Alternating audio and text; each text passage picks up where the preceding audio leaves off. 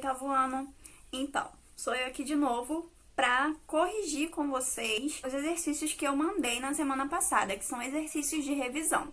Então, assim, o que eu passei para vocês é bem fácil e se vocês prestaram atenção em todos os gêneros textuais até agora, mais a revisão passada, vocês conseguem fazer facinho. Só que eu vim aqui para confirmar com vocês a base de algumas respostas. Então, primeiro, em 3 linhas, eu pedi para vocês conceituarem, dizerem o que é uma crônica.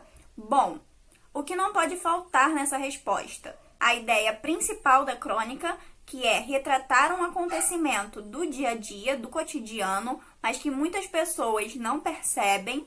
Dizer que a crônica, apesar de retratar um acontecimento do dia a dia, não é um texto jornalístico, e sim um texto literário, porque apresenta subjetividade, porque é uma visão pessoal do autor e não necessariamente precisa expressar, representar a verdade, certo? Apesar de ser baseado num acontecimento do cotidiano. O tipo de texto da crônica, que é o tipo narrativo. A segunda questão vem nos perguntar se existe uma diferença entre gráfico e infográfico. E se existir, qual é essa diferença? Ou quais são essas diferenças? Bom, um gráfico a gente sabe que é uma representação de dados feita por meio de imagens. Já um infográfico, ele é uma representação de dados não só feita de imagens, mas também de textinhos, de pequenas informações. Então, o gráfico ele lida só com imagens e o infográfico lida com imagens mais informações. Importante dizer que os gráficos podem ser usados para construir infográficos, né? Se a gente fizer algumas alterações, alguns acréscimos ali. E a número 3 quer saber quais são os tipos de gráficos existentes. Então, a gente tem tipos diferentes de gráficos. Os mais comuns são os gráficos tipo pizza, né? Que a gente chama aquele gráfico de setor, o gráfico de colunas, o gráfico em formato de barras e o gráfico em formato de linhas. A questão de número 4 pergunta como se chama a orientação que os jornalistas ou repórteres recebem para fazer uma reportagem. Essa orientação se chama pauta, né? É uma orientação que traz o tema daquela reportagem, o que vai ser abordado naquela reportagem. É meio que um planejamento. E a quinta e última também é sobre o gênero reportagem.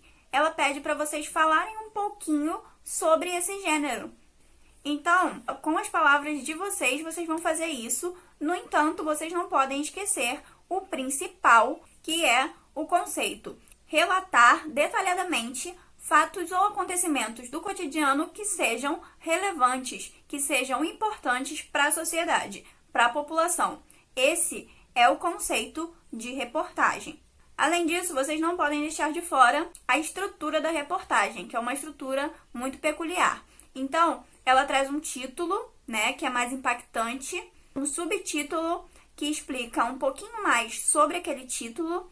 Ela traz o primeiro parágrafo, que é chamado de lead, que é meio que um resumo daquela reportagem, e aí o detalhamento propriamente dito, que são os outros parágrafos. Vocês devem ainda falar sobre a linguagem da reportagem, que deve ser uma linguagem formal e objetiva, além de impessoal.